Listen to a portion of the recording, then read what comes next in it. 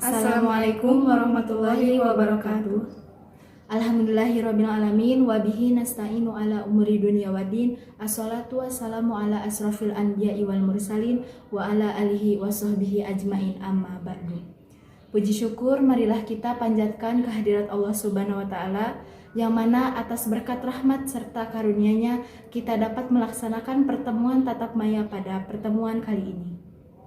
Sebelumnya, kami mengucapkan terima kasih kepada Ibu Ita Yusritawati MPD selaku dosen mata kuliah Aljabar Matriks karena telah memberikan kami kesempatan untuk memaparkan pembahasan materi pada pertemuan kali ini. Maka dari itu, izinkan kami untuk memperkenalkan diri terlebih dahulu. Perkenalkan, nama saya Susi Susilawati dan ini rekan saya Dia Hofi Hanafia. Kami di sini akan memaparkan materi tentang fungsi determinan melalui YouTube. Maka dari itu, rekan-rekan dapat menyimak materi tersebut melalui link yang telah saya kirim.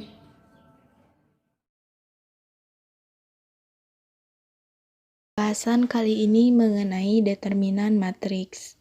Pengertiannya, determinan dari matriks A ditulis dengan A atau det A, didefinisikan sebagai jumlah semua hasil kali elementer bertanda dari A. Selanjutnya, permutasi. Definisinya, sebuah permutasi himpunan bilangan bulat yaitu dalam tanda kurung kurawal 1, 2, 3, titik-titik. N adalah sebuah susunan bilangan-bilangan bulat menurut suatu aturan tanpa menghilangkan atau mengulangi bilangan-bilangan tersebut. Contohnya, ada 6 permutasi yang berbeda dari himpunan bilangan-bilangan bulat yang terdiri dari 1, 2, 3. Permutasi-permutasinya adalah permutasi yang pertama yaitu 1, 2, dan 3, yang kedua 1, 3, dan 2, yang ketiga 2, 1, dan 3, yang keempat 2, 3, dan 1, yang kelima 3, 1, dan 2, dan yang keenam yaitu 3, 2, dan 1. Nah, metode yang digunakannya yaitu dengan menggunakan sebuah pohon permutasi. Pada contohnya, daftarkan semua permutasi dari himpunan bilangan bulat yang terdiri dari himpunan dalam tanda kurung kurawal 1, 2, dan 3. Caranya yaitu yang pertama, kita menganggap permutasi yang diketahui itu sebagai titik atau akar dari suatu pohon permutasi tersebut. Berhubung yang diketahuinya ada 3 himpunan bilangan bulat, berarti kita akan membuat 3 pohon permutasi. Untuk itu kita ambil satu contoh dari satu pohon yang pertama yang akarnya itu 1, maka langkah kedua yaitu kita akan membuat cabang atau ranting, tinggal memasukkan 2 dan 3. Dan selanjutnya kita akan merubah posisi bilangan tadi, yang tadinya 2 di depan, 3 di belakang, sekarang dibalik, yang 3 ke depan dan yang kedua di belakang. Jadi permutasi pada pohon pertama yang kita ketahui adalah 1, 2, dan 3 dan 1, 3, dan 2. Begitupun dengan pohon kedua dan ketiga. Prosesnya sama.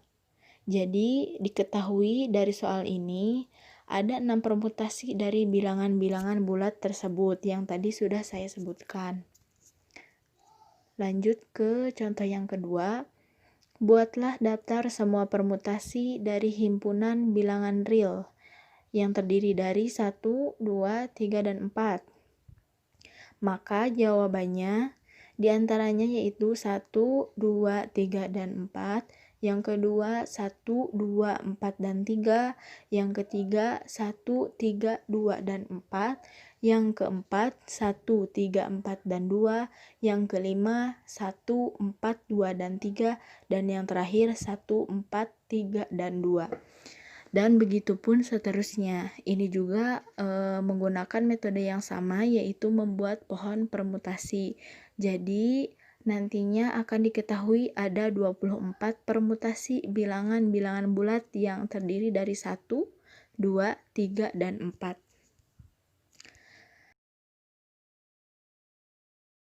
Materi selanjutnya yaitu inverse.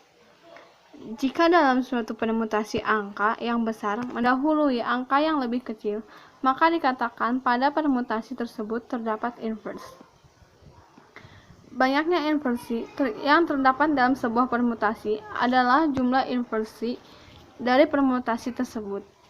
Jumlah inversi seluruhnya yang terjadi di dalam sebuah permutasi dapat diperoleh sebagai berikut. 1. Carilah banyaknya bilangan bulat yang lebih kecil daripada J1 di dalam permutasi tersebut. Contoh, tabel berikut mengklasifikasikan berbagai permutasi dari 1, 2, 3 sebagai permutasi genap atau ganjil. Pada kolom pertama yaitu permutasi, dan kolom kedua banyaknya inversi, kolom ketiga dan klasifikasi. Pada kolom pertama, permutasinya yaitu 1, 2, 3, 1, 3, 2, 2, 1, 3, 2, 3, 1, 3, 1, 2, 3, 2, 1. Banyaknya inversi 0, 1, 1, 2, 2, 3. Klasifikasinya genap, ganjil, ganjil, genap, genap, ganjil. Selanjutnya pemerolehan inverse. Jumlah inverse seluruhnya yang terjadi dalam permutasi dapat diperoleh 1. Carilah banyaknya bilangan bulat yang lebih kecil dari J1 dan yang membawa J1 dalam permutasi tersebut. 2. Carilah banyaknya bilangan bulat yang lebih kecil dari J2 dan membawa J2 dalam permutasi tersebut. Teruskan proses perhitungan ini untuk J3 sampai dengan Jn. Jumlah bilangan ini akan sama dengan jumlah inverse seluruhnya dalam permutasi tersebut. Permutasi genap atau ganjil. Sebuah permutasi dikatakan genap atau even jika jumlah inverse seluruhnya adalah sebuah bilangan bulat yang genap, dan dinamakan ganjil atau odd jika jumlah inverse seluruhnya adalah sebuah bilangan yang ganjil. Hasil kali elementer A adalah setiap hasil kali n, entry A, sedangkan dua di antaranya tidak boleh berasal dari baris yang sama atau dari kolom yang sama. Hasil kali elementer tersebut adalah hasil kali berbentuk A1, J1, A2, J2, sampai dengan AN, JN, di mana J1, J2, sampai dengan JN adalah permutasi himpunan 1, 2, sampai dengan N. Hasil kali elementer bertanda A adalah hasil kali elementer A1, J1, dikali A2, J2, dan seterusnya sampai dengan AN, JN, dikalikan dengan tambah 1 atau min 1. Digunakan tanda positif jika J1, J2, sampai dengan Jn adalah permutasi genap, dan min jika J1, J2, sampai dengan Jn adalah permutasi ganjil. Menghitung determinan dengan reproduksi baris. Teorema jika A adalah sebuah matriks segitiga yang berukuran n kali n, maka determinan A adalah hasil kali elemen pada diagonal utama, yaitu determinan A sama dengan A11 kali A12 sampai dengan A kali N kali N.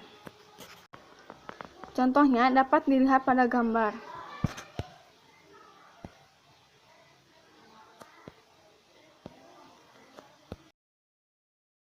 Kedua, aturan Sarus. Aturan Sarus digunakan untuk mencari determinan matriks orde 3 atau lebih. Dan dapat dilihat contohnya seperti ini.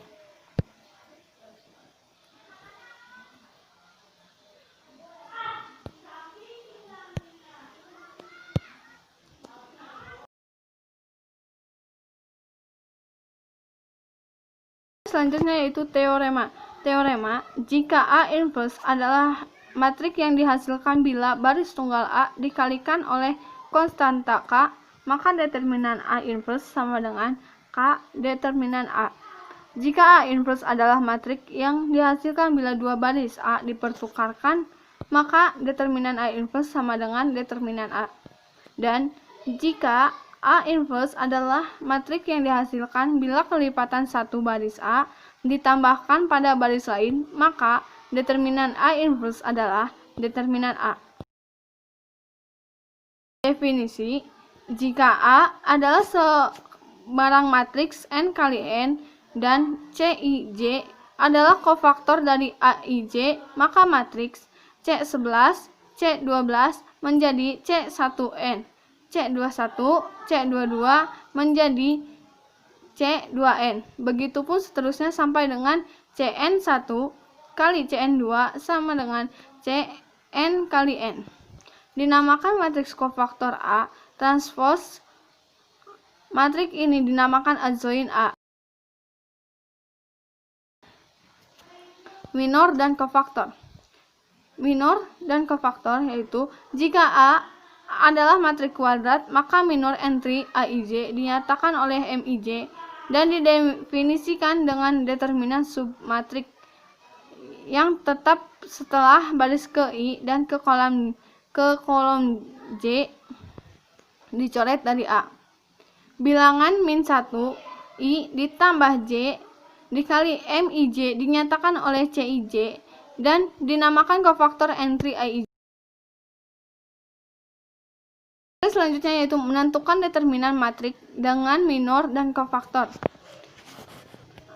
Pertama, determinan matrik A berukuran N kali N dapat dihitung dengan menggunakan rumus determinan A sama dengan min 1I ditambah JAI J dikali Mij. Kedua, determinan matrik A yang berukuran N kali N dapat juga dihitung dengan mengkalikan entry-entry dalam satu baris atau kolom dengan kofaktor-kofaktornya dan menambahkan hasil-hasil kali yang dihasilkan, yaitu untuk setiap I kurang dari 1 kurang dari N dan J kurang dari 1 kurang dari N. Maka determinan A sama dengan A1 CI1 dan AI2 CI2. Begitupun seterusnya sampai dengan AIN CIN.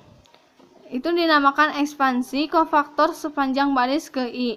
Yang kedua yaitu determinan A sama dengan A1J C1I ditambah A2J C2J ditambah sampai dengan AN J, CNJ. Itu adalah ekspansi kofaktor sepanjang kolom ke J. Sekian pemaparan materi dari kami. Atas segala kekurangannya kami mohon maaf. Semoga rekan-rekan semua dapat memahaminya. Billahi taufiq wal hidayah. Wassalamualaikum warahmatullahi wabarakatuh.